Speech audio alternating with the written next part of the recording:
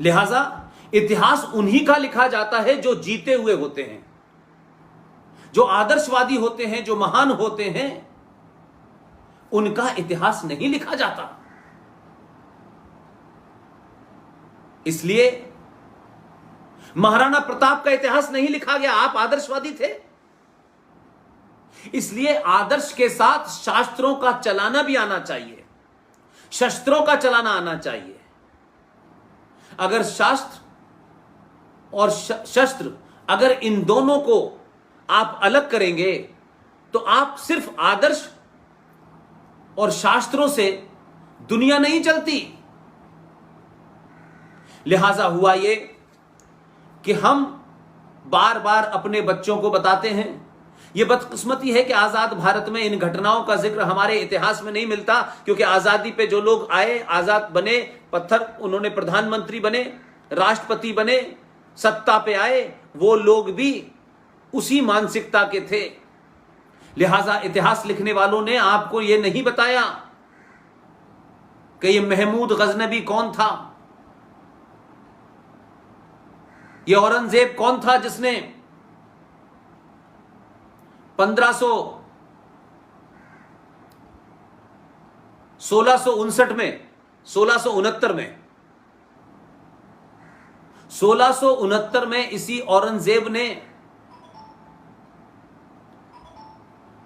बनारस, वाराणसी, काशी के विश्वनाथ मंदिर के अंदर जो तांडव मचाया, उसको तोड़ा और आपके उसी मंदिर के एक हिस्से में, जहां पर महादेव स्थापित हैं, मस्जिद बना दी। और ये लुटेरे मुस्लिम इस्लामिक आतंकवादी जितने आए, इन्होंने कोई मस्जिद वस्जिद नहीं बनाई, क्योंकि ये तो भूखे नंगे लोग थे, ये तो लुटेरे थे, बलात्कारी थे, इनकी कोई सभ्यता थोड़ी नहीं थी। इसलिए आपके मंदिरों को तोड़ा और ऊपर एक गुंबद बना दी और कहा कि यह मस्जिद बन गई।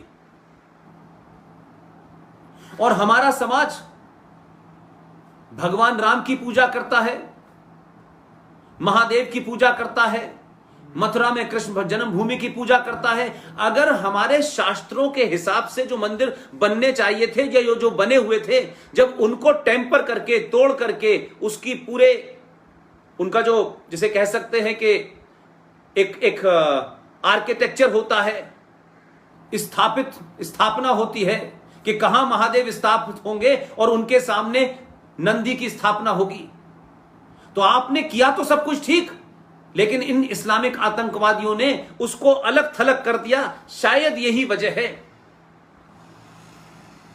कि जिस राष्ट्र की पहचान इतने सारे भगवानों से होती हो, हर भगवान के पीछे एक साइंस है, हर मंदिर के पीछे एक साइंस है। लिहाजा आज काशी के अंदर महादेव कहीं हैं और नंदी कहीं है, तो शास्त्रों के हिसाब से नंदी के सामने महादेव होने चाहिए थे। और जब नंदी के सामने महादेव नहीं है तो आप पूजा कर रहे हैं, तो पूजा का फल क्यों नहीं मिल रहा है? न तो आपको निजी तौर पे मिल रहा है, न इस देश को मिल रहा है, न इस राष्ट्र को मिल रहा है, न सनातन के मानने वालों को मिल रहा है। क्योंकि वास्तु शास्त्र के हिसाब से महादेव के सामने नंदी होता है, जैसे महाकाल में है, उज्जैन में। हम टूटे हुए मंदिरों की पूजा कर रहे हैं, इसलिए हमें सही उसका फल नहीं मिल रहा। इसलिए देश और राष्ट्र में जो असुर, जो लूट खसोट की संस्कृति के लोग आए हैं 1400 साल पहले टेंट से निकल करके, जिन्होंने पूरी दुनिया को लूटा है, जिन्होंने किसी सभ्यता को एक सुई और एक बटन बना के नहीं दिया, आखिर इनसे अगर आपको लड़ना है तो जो आप शास्त्र हैं उन्हें पढ़ते नहीं है और मंदिर आपके सुरक्षित नहीं है। आप 100 करोड़ हो सकते हैं, सत्ता पे बैठने वाले का नाम हिंदू हो सकता है, मंदिर में पूजा कराने वाले पुजारी एक हिंदू हो सकता है, हजारों मठ हो सकते हैं, खरबों जमीन, खरबों पैसा उन मठों के पास हो सकता है, लेकिन ये मठ अपने आप में एक संगठन बन गए हैं जो सिर्फ अपने निजी स्वार्थों और निजी मठों को मजबूत करने में लगे हुए हैं। इनकी कोई भूमिका ऐसी नहीं लगती कि क्या कभी सामूहिक तौर पे इन्होंने इस बात पे सोचा? इतने मंदिर, इतना आस्थावान देश, 100 करोड़ हिंदू, उसके बावजूद भी सेना आपकी, पुलिस आपकी, न्यायालय में लोग आपके, लेकिन इस सब के बावजूद भी 20-25 करोड़ जिहादी आपको संसद में होने वाले फैसले को भी पलटवा देते हैं। इसलिए सरकारें जो होती हैं उनकी एक अलग मजबूरी होती है, क्योंकि सरकार संविधान से चलती है लेकिन राष्ट्र आस्था से चलता है। इसलिए मैं सरकारों पे कम और समाज पे ज्यादा टिप्पणी करता हूं। लिहाजा राम मंदिर का कल भूमि पूजन होगा, मंदिर बनेगा, भव्य बनेगा, साल में बने, 2 साल में बने, लेकिन न्यायालय का यह फैसला मेरी समझ से परे है कि भगवान राम के मंदिर में क्या जंग, क्या ये लड़ाई, क्या ये 500 साल तक जो लड़ाई चली सिर्फ इसलिए चली थी कि इस जमीन पे से बाबर नाम के एक आतंकवादी मुसलमान ने जो मस्जिद बनवाई थी मीर बाकी के लिए के थ्रू उसको उठा करके रख देना था कहीं और? यह लड़ाई बाबर और इस्लाम की लुटेरी मानसिकता और भगवान राम के आदर्शों और परंपराओं के बीच की लड़ाई थी। हर मंदिर को तोड़ करके मस्जिद बनाई ही इसीलिए गई थी कि इस देश की आस्थाओं को, इस देश के सरोकारों को, संस्कारों को, आदर्शों को तोड़ा जाए, उनको छिन्न भिन्न किया जाए। और यह समाज जब जब अपने मंदिरों को देखे तो इन मंदिरों को तोड़ने वाले का नाम उसको याद रहे, और जब जब वो नाम आए तो आपको डर लगे। ये मंदिर नहीं तोड़े थे, ये सनातन संस्कृति के मानने वाले लोगों का सम्मान तोड़ा गया था, उसको चकनाचूर किया गया था।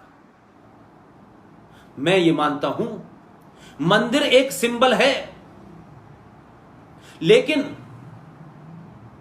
क्या सोमनाथ का मंदिर जब टूटा तो सोमनाथ के मंदिर को बनने में कितने समय लगा, याद कीजिए। इतने समय तक आपकी सभ्यता, आपके सरोकार शांत रहे। फिर 1947 के बाद से 2019 आई और 9 नवंबर को फिर लाखों लोग मारे गए। हमारी ही चीज पे जिन लोगों ने कब्जा किया वो यहां से चले गए, लेकिन भाईचारा, गंगा जमुना तहजीब, साझा विरासत के नाम पर औरंगजेब और बाबर के वो लोग जो उनको अपना बाप मानते हैं और ये कहते हैं कि हम उनकी औलादें हैं। अब मैं नहीं जानता कि ये उनकी असली औलादें हैं या नाजायज औलादें हैं, लेकिन ये तमाम सारे लोग बाबर की बनाई मस्जिद पे लड़ क्यों रहे थे? इनका बाबर से क्या रिश्ता था? और जिनका बाबर से और औरंगजेब से और महमूद गजनबी से रिश्ता है, वो इस देश की धरती पे उनके लिए कोई जगह नहीं है। अगर ये मानते हैं, जो कि ये कहा जाता है, पार्लियामेंट में खड़े होकर उत्तर प्रदेश के रामपुर का मेंबर ऑफ पार्लियामेंट खड़े होकर कहता है कि इस जमीन के अंदर हमारे बाबाओं की, हमारे पुरखों की कब्रें हैं। वो औरंगजेब का नाम भी लेता है, वो बाबर का नाम भी लेता है, वो शाहजहां का भी नाम लेता है।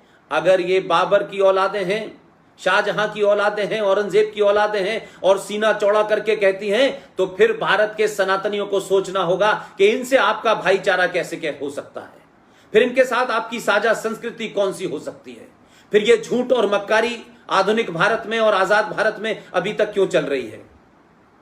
सरकारें इनके वोट के लिए जरूर लालची रही होंगी, सरकारों ने उन्हें बढ़ावा दिया होगा, लेकिन समाज ने इन्हें कैसे आने दिया? लिहाजा सुप्रीम कोर्ट ने जब यह फैसला सुनाया कि यहां पे राम मंदिर बनेगा, भव्य मंदिर बनेगा, लेकिन यहां से थोड़ी दूर पे अयोध्या में 5 एकड़ जमीन लेके वहां मस्जिद बना लीजिए, तो सवाल यह है कि क्या यह बंदर बांट होने की बात थी?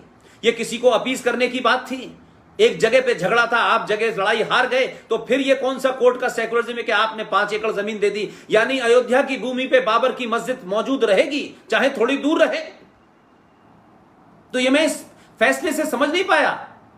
आपने फैसला दिया, एक तरफा समझ में आता था, आपने तथ्यों पे दिया। अगर यही बंदर बांट करना था तो फिर आपने इसमें 150 साल क्यों लगाए? यह कोई सरकारी फैसला है, किसी पार्टी का फैसला है, यह न्यायालय का फैसला है? क्या ऐसे फैसले होते हैं कभी भारत के अंदर? नहीं होते।